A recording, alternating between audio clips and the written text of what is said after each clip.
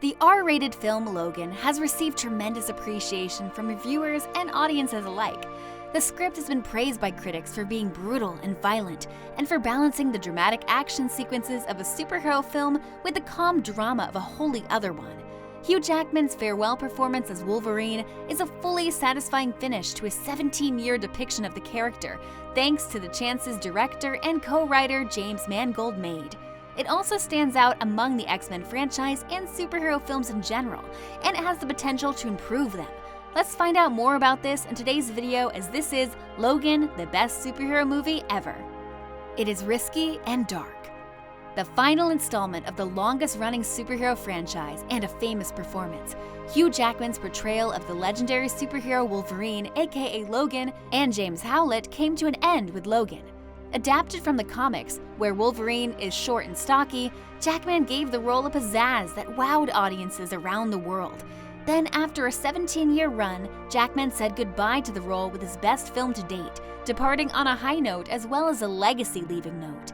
There are strong contenders in the superhero movie genre, such as Marvel's Infinity War and ENDGAME, but those films remain locked within the imaginary, or as Scorsese would put it, film amusement parks, worlds they created with no swearing or pure acknowledgement of the dire stakes at hand.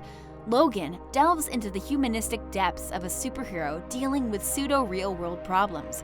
If it isn't the greatest superhero film ever made, it is, without a doubt, the most human superhero film ever created. This film reaches depths and explores cinematic heights that no other in its genre has attempted, with themes of life purpose, abandonment, and government entrapment of children, with footage that looks strikingly similar to footage from the Trump administration's concentration camps along the Mexican-American border. To top it off, the cast and crew are quite varied, comprising a people of many colors and ethnicities.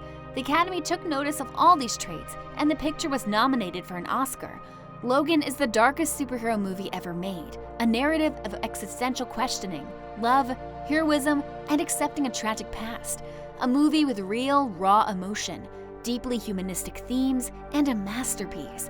This film may stand on its own as a fantastic picture, but the presence of a superhero in the lead role, who serves as the sun for a new solar system of revolving planets, elevates it to the position of a superhero film with a higher overall quality than any other in the category.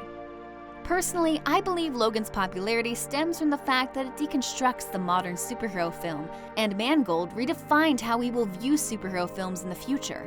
It's possible to dissect Logan's beliefs, but it's also crucial to remember that it's a viscerally thrilling film to see. The amount of suffering Logan endures in this film is unfathomable. Charles was killed and buried after losing all of his fellow mutants. Just think about it. All Charles wanted was a peaceful life with humans and mutants coexisting, and that's exactly what he got. Finally, Hugh Jackman portrays his legendary character's humanity rather than his mutant talents, and it's a terrific performance. Daphne and Stewart's performance were equally outstanding. In a more objective sense, I believe Logan is a well-written and delivered story. After all the CG and wham bam thank you ma'am action scenes are brought in, it explores themes and moral questions that most superhero films don't have time for.